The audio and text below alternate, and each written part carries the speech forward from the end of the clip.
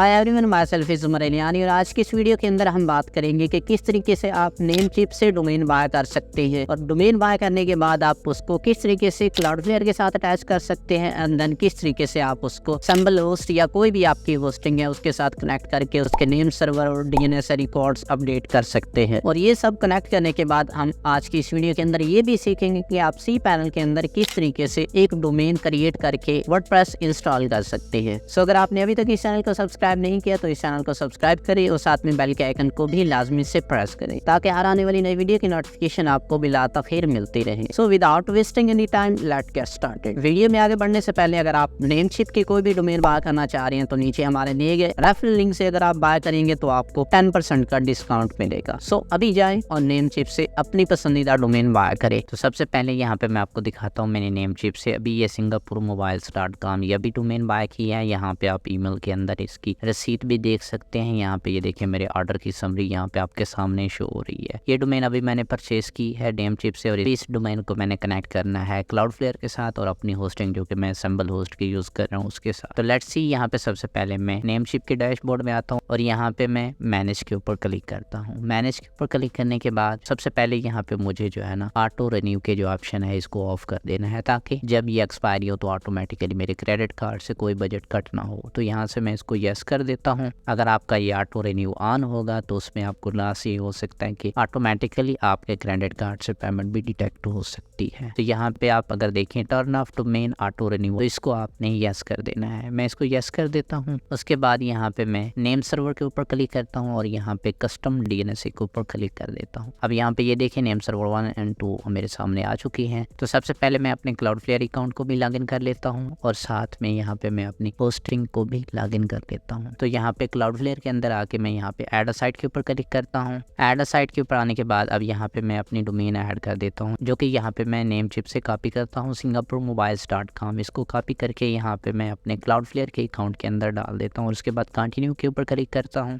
Continue के ऊपर click करने के बाद अब यहाँ पे लास्ट वाला जो प्लान है फ्री वाला इसके ऊपर मैं क्लिक करता हूँ एंड कंटिन्यू के ऊपर क्लिक कर देता हूँ और यहाँ पे साथ में मैं अपने सिंबल होस्ट को भी लॉगिन कर लेता हूँ। सिंबल होस्ट के अंदर अब यहाँ पे मैं लॉगिन इनटू सी पैनल के ऊपर क्लिक करता हूँ। अब ये देखें यहाँ पे हमारा सी पैनल जो है ना वो लोड हो चुका है। अब दोबारा से मैं बैक आता हूँ क्लाउडफ्लेयर के अंदर और यहाँ पे ये देखें क्विक स्कैनिंग हो रही है। अब यहाँ पे मेरी डोमेन के जो एग्जिस्टिंग डीएनएस रिकॉर्ड्स हैं तो वो यहाँ पे स्कैन हो रहे हैं। तो यहाँ पे आपके सामने जितने भी रिकॉर्ड्स आ रहे हैं तो ये सारे आपने डिलीट कर देने हैं।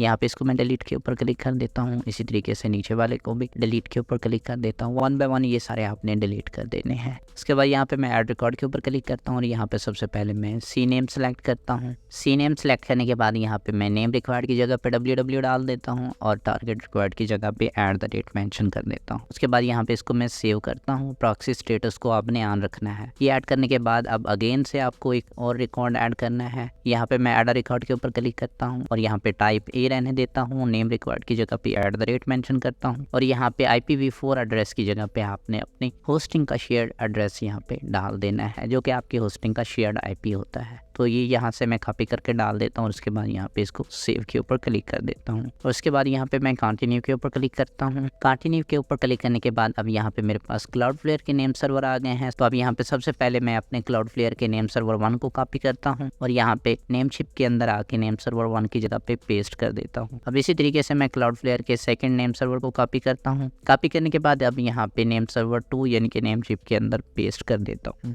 अब यहाँ से मैं ग्रीन चेक के ऊपर क्लिक करता हूँ तो यहाँ पे ऊपर अगर आप देखें तो एक नोटिफिकेशन आ रहा है DNS सर्वर अपडेट में take up to 48 hours to take effect. जैसे कि ऑलरेडी भी ये चीज़ मैं आपको मेंशन कर चुका हूँ कि बाज़ दफ़ा DNS रिकॉर्ड जो है ना 48 आवर्स तक अपडेट होते रहते हैं, प्रोपागेट होते रहते हैं। तो अगर आपके ना हो रहे हों तो आप 48 आवर्स तक वेट कर सकते हैं। अब यहाँ पे हमारे क्लाउडफ्लेयर के DNS रिकॉर्ड्स हमारे नेमचिप के यानी कि हमारे डोमेन रजिस्ट्रार के अंदर अपडेट हो चुके हैं। अब यहाँ पे मुझे दोबारा से बैक आना है क्लाउडफ्लेयर के अंदर और यहाँ पे मुझे डन चेक नेम सर्वर के ऊपर क्लिक करना है। यहाँ पे क्लिक करने के बाद अब यहाँ पे मैं गेट स्टार्टेड के ऊपर क्लिक करता हूँ। अब यहाँ पे मुझे सेव कर देना है और उसके बाद अगेन से आगे यहाँ पे मुझे ऑलवेज यूज HTTPS इसको ऑन करना है। इसको ऑन करने के बाद यहाँ पे मैं सेव के ऊपर क्लिक कर देता हूँ। उसके बाद ब्रॉडली ऑलरेडी ऑन है, इसको भी सेव कर देता हूँ और यहाँ पे फिनिश के ऊपर क्लिक कर देता हूँ। तो यहाँ से मेरी बेसिक सेटिंग हो चुकी है। अब एडवांस ऑप्टिमाइजेशन सेटिंग के लिए यहाँ पे मैं स्पीड के ऊपर क्लिक करता हूँ और यहाँ पे ऑप्टिमाइजेशन के ऊपर क्लिक करता हूँ। यहाँ पे इमेज ऑप्टिमाइजेशन के ऊपर क्लिक करता हूँ। जितने भी ऑप्शन आपको नजर आ रहे हैं ये सारे प्रो वर्जन के अंदर है। यहाँ पे कंटेंट ऑप्टिमाइजेशन के ऊपर आपने क्लिक करना है और यहाँ पे आपने रॉकेट लोडर इसको ऑन कर देना है और उसके बाद ऑटो मिनीफाई, यहाँ पे जावास्क्रिप्ट, CSS, HTML ये तीनों बॉक्स आपने चेक कर देने हैं। ये चेक करने के बाद एक तरह से आपके क्लाउडफ्लेयर की भी एडवांस ऑप्टिमाइजेशन हो चुकी है स्पीड पॉइंट ऑफ व्यू से। ये सेटिंग करने के बाद अब दोबारा से आपने बैक आ जाना है क्लाउडफ्लेयर के होम पेज के ऊपर और यहाँ पे आपके सामने जो है ना जो ऑलरेडी एडिड साइट्स हैं वो भी आ चुकी हैं, एक्टिव हैं और साथ में ये देखें singaporemobiles.com ये देखें पेंडिंग नेम सर्वर अपडेट। अभी इसके नेम सर्वर अपडेट नहीं हुए, तो जब तक नेम सर्वर अपडेट नहीं होते तब तक हम वेट कर लेते हैं। अब ये देखें कुछ देर बाद अकाउंट को अगेन से मैंने लॉगिन किया तो यहाँ पे ये देखें singaporemobiles.com यहाँ पे एक्टिव हो चुकी है। अब यहाँ पे हमारी डोमेन के नेम सर्वर अपडेट हो चुके हैं। तो अब मुझे चले जाना है अपने सी पैनल के अंदर। सी पैनल के अंदर आके यहाँ पे मैं डोमेन सर्च करूंगा। डोमेन सर्च करने के बाद अब यहाँ पे मुझे क्रिएट अ न्यू डोमेन के ऊपर क्लिक करना है। यहाँ क्लाउडफ्लेयर से मैं अपने डोमेन को कॉपी कर लेता हूँ और यहाँ पे अपने सी पैनल के अंदर पेस्ट कर देता हूँ।